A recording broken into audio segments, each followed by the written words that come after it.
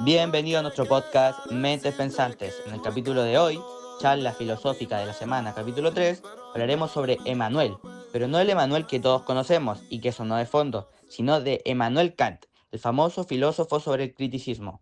Para este episodio traje 4 expertos sobre el criticismo: Matías Cofré, Vicente Juan, Sebastián Pino y Matías Olivares. Ellos profundizarán sobre el tema de hoy.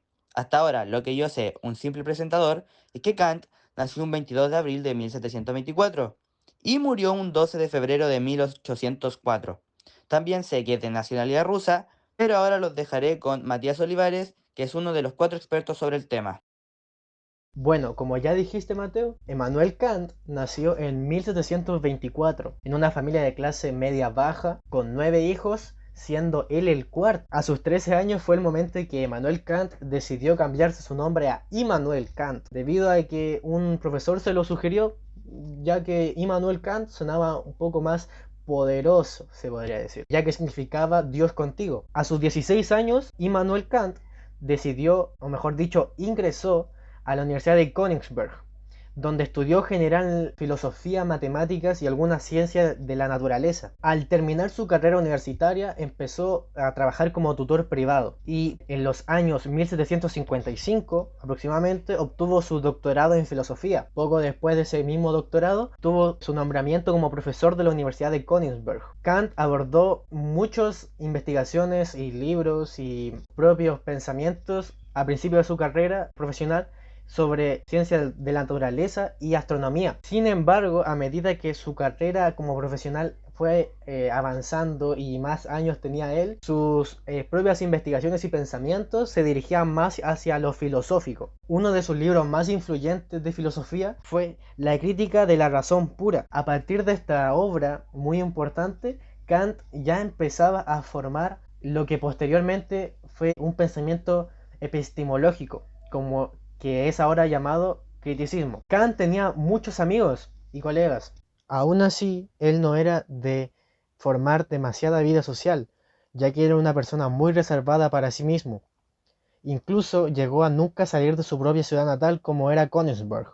Sus amigos lo describían como alguien con un sentido muy bueno del humor, aunque reservaba sus opiniones personales mucho. La vida de Kant se caracterizó por una cosa bastante extraña, como era su muy fuerte y estricta rutina. Kant hacía todo en casi el mismo momento todos los días. Algunos de sus vecinos contaban con anécdotas como ellos organizaban sus relojes a partir de la hora de salida de trote en la tarde que tenía Kant. Esta rutina llevó a Kant a no casarse ni tener hijos y simplemente se enfocaba su rutina en sus propios estudios de sus pensamientos. Todo para él era rutinario: las comidas, los descansos, los horarios de trabajo, el dormir, pasear, todo. Kant durante mucho tiempo de su vida estudió la filosofía, pero a finales de su vida la salud se deterioró mucho. Seguro fue un hombre muy importante y con mucho para aportar a la filosofía. Así es, Mateo, tal como tú lo dices, no nos caben dudas de que Kant fue un gran filósofo y tuvo demasiado que aportar en estos ámbitos. De hecho, es tanta su influencia que ha llegado a criticar y a reaccionar ante otros postulados de grandes filósofos. ¿Qué es lo que les quiero explicar ahora? Yo soy Sebastián Pino y les voy a explicar un elemento fundamental dentro de la filosofía de Kant, el cual es su crítica hacia el principio de causa y efecto de Hume. Para ponerlos en contexto, Hume fue un filósofo escocés del siglo XVIII, el cual tenía una visión muy escéptica sobre el principio de causalidad. Según Hume, no podemos percibir la causa de un evento de forma directa. Lo que vemos son solo secuencias de eventos que ocurren uno tras otro. Por ejemplo, imaginen un rayo que ilumina el cielo y poco después se escucha un trueno. Nosotros podemos asociar esos dos eventos, pero no vemos ni podemos conocer una conexión causal directa entre ellos. Hume sostenía que el principio de causa-efecto no es algo que podamos conocer a partir de la experiencia, sino solo una costumbre de nuestra mente de asociar cosas que ocurren repetidamente. No hay una garantía lógica de que en el futuro un trueno siempre siga un rayo, por ejemplo. Entonces, Kant reacciona ante esto y se da cuenta de que pensando las cosas así, estaríamos poniendo en peligro la posibilidad misma de tener conocimiento y de que la ciencia pudiera predecir fenómenos futuros. Si la causalidad fuera solo una costumbre de la mente y no una regla universal, entonces no podríamos confiar en muchas de las leyes de la naturaleza, por ejemplo. Para Kant, este es un problema muy serio. Sin una noción de causalidad como algo estructural en nuestra mente, sería imposible que nuestras experiencias experiencias tengan un orden coherente y mucho menos que podamos hacer predicciones basadas en la experiencia. Es por eso que Kant propone una solución. Para él, la causalidad no es solo una costumbre o un hábito mental, sino que es una categoría fundamental de la razón humana. Es decir, la causa y el efecto no son algo que descubrimos a través de la repetición de eventos, sino que son estructuras preexistentes en nuestra mente que nos permiten organizar y comprender el mundo.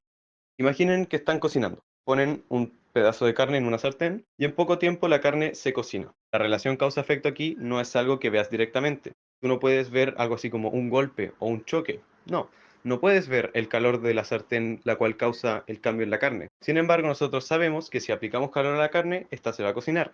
Eso es verdad. Entonces, para Kant, esta idea de causalidad no es solo una suposición de nuestra mente, sino una estructura preexistente en nuestra razón que nos permite entender que ciertos eventos producen ciertos efectos. En resumen, Kant rechaza la idea de Hume de que la causalidad es solo un hábito de la mente, sino que la causalidad es una categoría esencial de la razón humana que organiza nuestras experiencias y hace posible que entendamos el mundo de manera ordenada y predecible. Pero, Seba, ¿alguna vez te has preguntado cómo es posible este conocimiento? Sí, parece una pregunta gigante y en cierto sentido lo es, pero no se preocupen porque vamos a desglosarla paso a paso. Nuestro amigo Kant, sí, el Immanuel Kant, el famoso filósofo del cual hemos estado hablando, se hizo esta misma pregunta y concluyó que el conocimiento tiene dos componentes esenciales, la sensibilidad y el entendimiento. Imaginen que están mirando, no sé, un árbol gigante. Ahora, los sentidos nos dan esa imagen, nos muestran el color verde de las hojas, la textura de la corteza, la forma de las ramas. Eso es la sensibilidad, los datos de la materia del conocimiento, por así decirlo. Pero, ¿qué hacemos con esa información? Allí entra el entendimiento. El entendimiento toma esa impresión sensorial y dice, ah, esto es un árbol. Y no solo eso, sino que lo coloca en categorías que ya conocemos, como tamaño, altura o incluso pertenece a un bosque o a la plaza cerca de tu casa. El entendimiento organiza y le da estructura a estos datos. Entonces, volviendo con Kant, él diría que el conocimiento ocurre porque estas dos facultades, la sensibilidad y el entendimiento, trabajan juntas como un equipo. Los sentidos nos dan las impresiones y el entendimiento les da el sentido. Y ahí está. Así es como conocemos el mundo. Entonces, Kant sostiene que el conocimiento no es solo algo que obtenemos pasivamente del mundo, sino que también lo construimos. No es suficiente con ver y oír, interpretamos, clasificamos y de esa forma llegamos a entender lo que nos rodea. Es como si la sensibilidad y el entendimiento fueran un equipo. Uno es Anuel AA y otro es Tekashi 69. Uno recopila las pistas y el otro las analiza, y solo juntos pueden resolver el caso del conocimiento. Así Kant nos muestra que el conocimiento no es solo recibir, sino transformar lo recibido en algo comprensible, y esa colaboración entre sensibilidad y el entendimiento es lo que hace posible el conocimiento. Fascinante, ¿verdad? La verdad es que sí, Juan. Es bastante interesante lo que hablabas. Pero ¿sabías que en realidad Kant intentaba responder una gran pregunta? ¿Cómo conocemos el mundo? ¿Realmente percibimos la realidad tal como es o solo vemos una interpretación de esta? Esta era la pregunta de Kant. Y según él mismo, hay una fundamental diferencia entre lo que él llamaría fenómenos y nómenos. Cuando nos hablamos de los fenómenos, nos referimos a lo que aparece ante nuestros sentidos, lo que experimentamos directamente. O en otras palabras, los fenómenos son la forma en que los objetos se presentan a nuestra percepción, por decirlo así. Cuando vemos una mesa, lo que realmente vemos no es la esencia de esta mesa, sino es cómo se presenta a través de nuestros sentidos. En esto sería su color, su forma, el sonido que hace al tocar esta mesa o al golpearla. También Kant usaba el término noumeno para referirse a la realidad en sí misma, a la cosa en sí. Es algo que existe independientemente de nuestra percepción, pero aquí la clave está que según Kant no podemos acceder a los nómenos de forma directa, solo conocemos los fenómenos y las apariencias. Si seguimos el ejemplo de la mesa, el nómeno de la mesa sería la mesa en sí misma, con todas sus propiedades, pero sin pasar por el filtro de nuestra percepción. Bueno, muchas gracias a todos por escuchar el episodio de hoy y a los expertos por venir a explicarnos un poco sobre algo nuevo y muy interesante. Que tengan un buen día. Adiós.